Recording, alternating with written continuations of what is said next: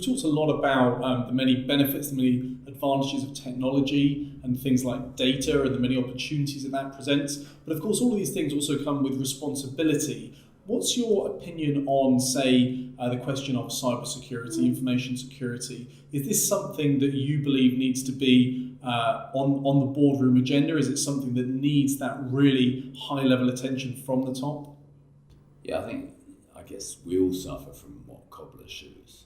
So even when every technology company I've worked for, we talk about how we transform the client's business, but sometimes our internal kind of systems in the technology company aren't fit for purpose in terms of 2019. What I would say, I think a really valid point you raise around cybersecurity risk, it's got to be top of the agenda. It's got to be a board item.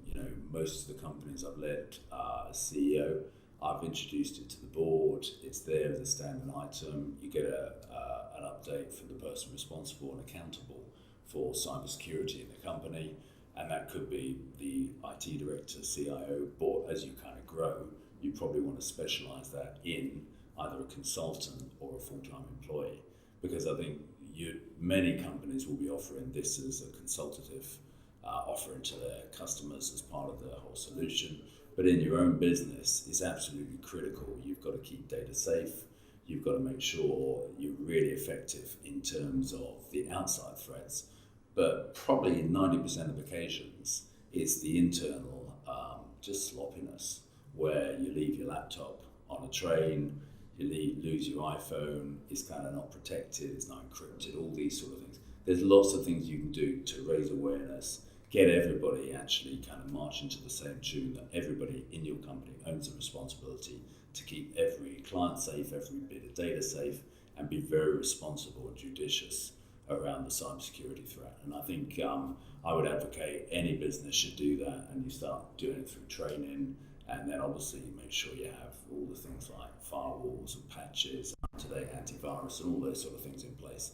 And then, just obvious things. If you walk around the office in the evening and everybody's kind of gone home and you see someone left their laptop and they've written their password on a post-it note, kind of that's not good enough. That's a recipe, because you'll probably have interns in, you'll have other folks in. So it's just the diligence and the discipline that needs to be embedded into everyone to make sure we keep the bad guys away. So the question of data security in subjects like GDPR can often be seen in quite a negative light, something that organisations have to do as opposed to wanting to do them. Do you think there's actually an opportunity there for these things to be something of a differentiator? Do you think that they actually offer opportunity rather than just potential risk? Yeah, I think, again, I would advocate managing partners and CEOs. In my view, this is not negotiable. And if you want a shock and all-sided treatment for your colleagues, then just give them a couple of case studies. Say in the UK, something like TalkTalk.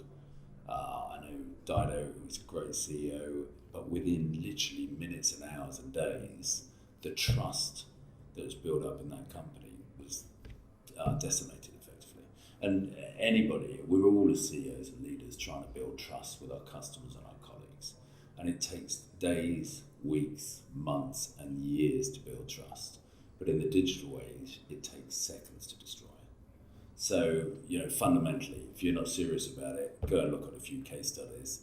Literally in days, if you've worked at building a consulting company over 10 years, in days it could be decimated if you have a major breach and it's all over the papers and it's kind of bad news. Or you're acting on behalf of a client and they have a breach through negligent work effectively.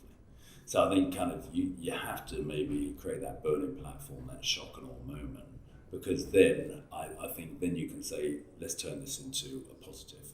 Let's make this one of our core strengths, that we know we're safe. We do everything humanly possible to be as safe as we can, because you can't absolutely be 100% totally secure, because you don't know what the bad guys are going to do tomorrow, and the threats changing and evolving at a rapid rate, just like the speed of digital technology. But then also to your customers, they'll want to have that reassurance. When you pitch in new work, they'll want to know that they're as safe with you as the highest gold standard out there on the planet.